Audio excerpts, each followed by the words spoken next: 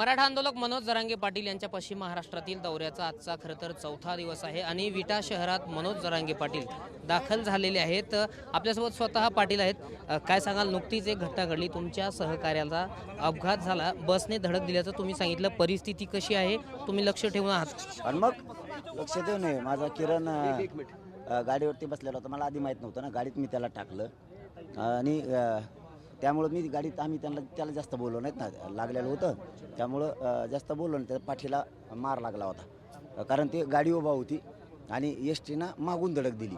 मी मगाशी म्हणलो ना तुम्हाला अपघात झाला नाही, गाडीला त्यांच्या मागून धडक दिली। नंतर मला पोरांनी सांगितलं ना की गाडी नाही, त्या एस टीने मागून धडक दिली गाडीला, ह्यो बसलेला होता गाडीवर आणि ती मग ते धडक दिल्यामुळं उडून पडला। असं आता मला डिटेल पण माहिती नाही, आता त्याला विचारता आहे ना, आता एक जण सांगतो तसं एक जण सांगतो असं म्हणून मी बी मीडियाला तसं बोलतोय, पण हे काय झालं याच्यापेक्षा किरण बघत एकदम क्लिअर आहे। मी स्वतः ॲडमिट केलं, मी स्वतः गाडीत टाकलं, मी आधी कडेगाव तिकडे घेऊन चाललो होतो उलटं किरण भाईला, पण ते वापस वळवलं कारण ती व्यवस्थितला बोलत होता तेव्हा तर म्हणलं किती लागलं, तर ते मला पाठीला दुखतंय, फक्त कमराला दुखतंय। म्हणलं मग हॉस्पिटलला घ्या, पोलिसांना सांगितलं इकडचे दवाखाने माहीत नाहीत, सरकारी दवाखान्यात नेलं, थोडी चेकिंग केली, तिथे एक्सरे काढले, सगळं क्लिअर आलं, कुठेही फ्रॅक्चर असं काही नाही। आता चांगल्या मोठ्या हॉस्पिटलला इथं विट्यामध्ये कोणचं ओमश्री हॉस्पिटल आहे, तिथं आता ॲडमिट केलं, क्लिअर आहे, एकदम क्लिअर आहे, काळजी करण्याचं नाही अजिबात नाही, काळजी करायचं कारण नाही, पुढील काळजी घ्यायला आहे ना।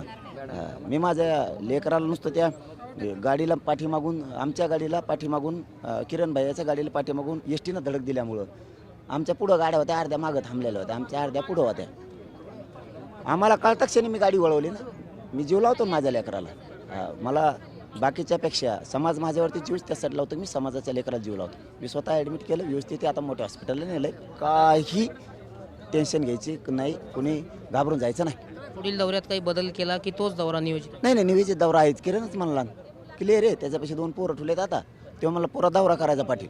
हां, किरण भैया म्हणला आपला पुरा दौरा करायचा पाटील, मला व्यवस्थित आहे म्हणलं डॉक्टर, आता काय ताण नाही, थोडंसं आता काय म्हणते त्याला, ते पाठीमागून गाडीने धडक दिल्यामुळं आता थोडं दुखणारच ना, तर आता इंजेक्शनं ते दिले, सलाईन त्या लावल्यात, क्लिअर कट, उद्या त्याला व्यवस्थित होऊन जाईल सकाळी। तुम्ही सातत्यानं मंत्री चंद्रशेखर बावनकुळे यांच्यावर हल्लाबोल करतायत, त्यांच्यावर खालच्या पातळीची टीका करतायत। आता तेली समाज आक्रमक होताना पाहायला मिळतोय।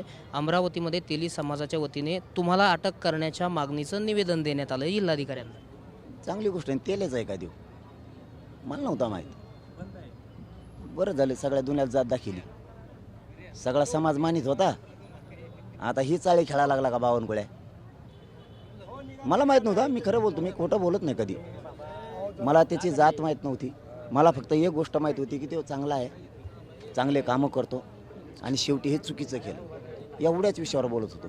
आणि तो जातीचा नाही आहे, तर तो देवेंद्र फडणवीसच्या मंत्रिमंडळाचा भाग आहे,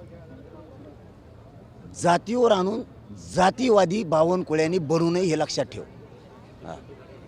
जातीच्या लोकाला पुढं घालून तू जातीवादी बनू नको, कारण तू जातीचा नाही आहेस, मंत्री आहेस, आणि एक मंत्री पदावर बसून संविधानाच्या इकडं जर जातीच्या लोकांना रस्त्यावर उतरत असला आणि जातीवाद पसरत असला तर आधी त्या पदावर बाजूला सरकावं आणि मग नाटकं करावं हे बाकीचे, बरं का बावनकुळ्या, शहाणा होय, आणखीन मी तुला सांगतो, नाटकं करू नको, जातीच्या आडून लपू नको, मला माहीतसुद्धा नव्हतं, लोकांना तू आता माहीत करून द्यायला लागला तुझी जात कोणची, घेणं देणं, आणि तू तेढ निर्माण करशील आता तेल्यात आणि मराठ्यात, हो त्या तेली समाजात आणि मराठा समाजात तू आता तेढ निर्माण करशील, तू या स्वार्थासाठी चाळे बंद कर, बरं का बावनकुळ्या, तू केलेली चूक झाकणार नाही, एक तर मंत्र्याला जात नसू नये, मला तरी आत्तापर्यंत जात माहीत नव्हती, विचारायची गरज लागली नाही, त्याच्यात आम्ही माणूस बघत होतो, इथून पाठीमागचं सांगतो, बावनकुळ्या सांगितलं काम करतो बा, चांगला माणूस असं म्हणायचं, वाईट केल्यावर बोलायला लागलो त्याला, आणि आता जर जाती चाडून लपत असला ना,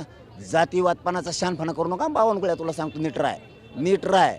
बावनकुळे यांना लक्ष्य करणं थांबवा, अन्यथा सगळ्या महाराष्ट्रात आंदोलन उभा करण्यात येईल, असं राष्ट्रीय तेली महासंघाचे जे अध्यक्ष आहे, माजी खासदार भाजपचे रामदास तडस वर्ध्याचे, त्यांनी इशारा दिला आहे।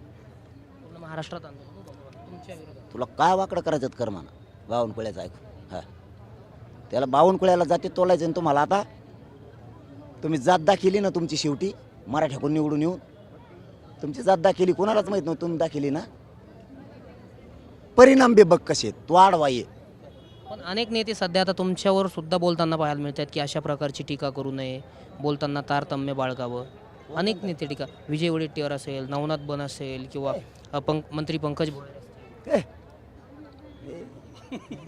काय रे कसल्या अंडुकल्याला बोलत नाही मी. तर नक्कीच आपण पाहतोय की मनोज जरांगे पाटील यांच्या दौऱ्यात कुठलाही बदल झालेला नाही. नियोजित दौरा जशाच तसा सुरू राहणार असल्याचं सुद्धा मनोज जरांगे पाटील यांनी आपल्याशी बोलताना सांगितलेलं आहे. कॅमेरा पर्सन अमित आडेसोबत मी रामनाथ ढाकणे, TV9 मराठी, विटा, सांगली.